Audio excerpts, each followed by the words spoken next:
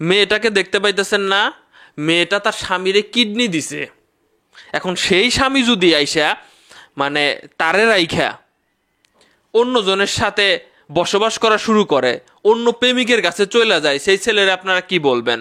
ঘটনাটা যখন আমি পড়তেছিলাম, জাস্ট কল্পনা করতেছিলাম মানুষের বিবেক কোন জায়গায় চলে গেছে। এখানে মেয়েটার নাম হচ্ছে টুনি আর ছেলেটার নাম হচ্ছে তারেক। 2006 সালে তারা বিয়ে করে, বিয়ের 1 বছর পরেই তাদের একটা সন্তান হয়। সন্তান হওয়ার 1 বছর পরেই তারেকের কিডনিতে সমস্যা শুরু হয়। তার 2টা কিডনি প্রায় মনে করেন যে অকেজো, 2টা কিডনি চলবে না।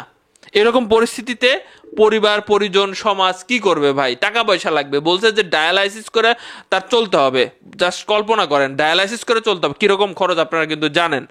পরিবার পরিজন বলেন বা সমাজ বলেন কতটুকু সাপোর্ট দিবে? একমাত্র স্ত্রী সেই সময় আপন ছিল, সেই স্ত্রী নিজের স্বর্ণ গহনা, মায়ের পেনশনের টাকা সব কিছু দিয়া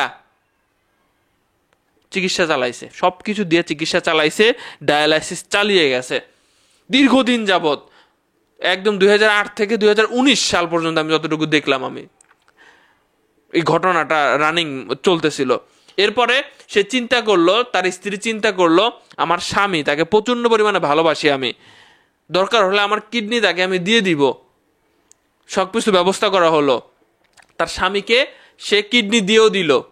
দিয়ে দেওয়ার পরে সে ভেবেছিল যে এখন সুখের জীবন হবে, উল্টা দেখতেছে অন্যরকম।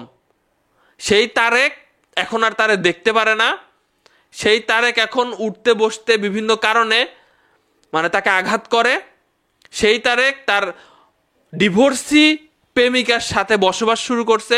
সেই তারেক এর কাছে ডিভোর্স চায়, ডিভোর্স দেওয়ার জন্য বিভিন্ন রকম কর্মকাণ্ড করে বেড়াচ্ছে। কি বলবেন আপনারা? আমি লাস্টের কথাগুলো পড়ছিলাম, মেয়েটা বলতেছিল যে তারেক এখন আমাকে ডিভোর্স দিতে ও বাড়িটা নিজের নামে লিখে দিতে চাপ দিচ্ছে। আমি শুধু চাই এই প্রতারক যেন শাস্তি পায়, কেউ যেন এমন বিশ্বাসঘাতকতার শিকার না হয়। আশেপাশের মানুষজন বলতেছিল যে বিয়ের পর টুনি যেভাবে স্বামীকে আগলে রেখেছে, তার চোখে না দেখলে বিশ্বাস করা যায় না ভাই। নিজের কিডনি দিয়ে স্বামীকে বাঁচাইছে, অথচ সেই তারেক এখন তাকে আঘাত করে প্রেমিকার সঙ্গে থাকা শুরু করেছে।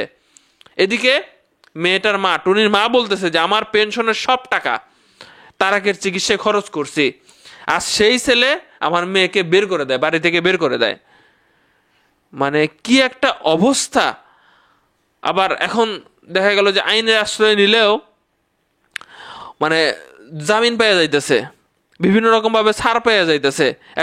এখন হচ্ছে পলায়া রয়েছে, এখন পলায়া রয়েছে, পলায়া তার মেয়েরা যাতে তার ডিভোর্স দেয় এই চিন্তা ভাবনা করতেছে। তার সেই ডিভোর্সি প্রেমিকা, আগের প্রেমিকা, তার ভাল লাগা শুরু হয়েছে হঠাৎ করেই।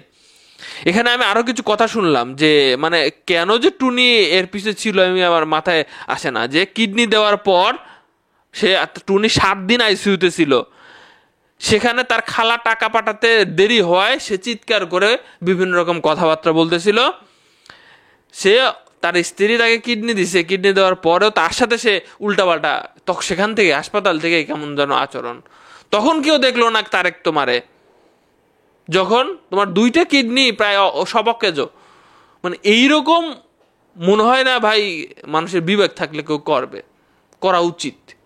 এখন ছেলেটা নাকি পালায়া পালায়া আছে, এরকম তো সংবাদ শুনলাম যে ছেলেটার ছবি দেখতে পাইছেন আপনারা। জামিনে মুক্ত হওয়ার পর তারেকের এখন খোঁজ নাই, নিজের নাম্বারও পরিবর্তন করে ফেলছে, তো তার সাথে যোগাযোগও করা যাইতেছে না, জামিনে আছে এখন। মানে কারে বিশ্বাস করবেন ভাই? নিজের স্বামীর এত ভালোবাসা মেয়েটা, মানে খুব দুঃখজনক, দুঃখ লাগলো বিষয়টা।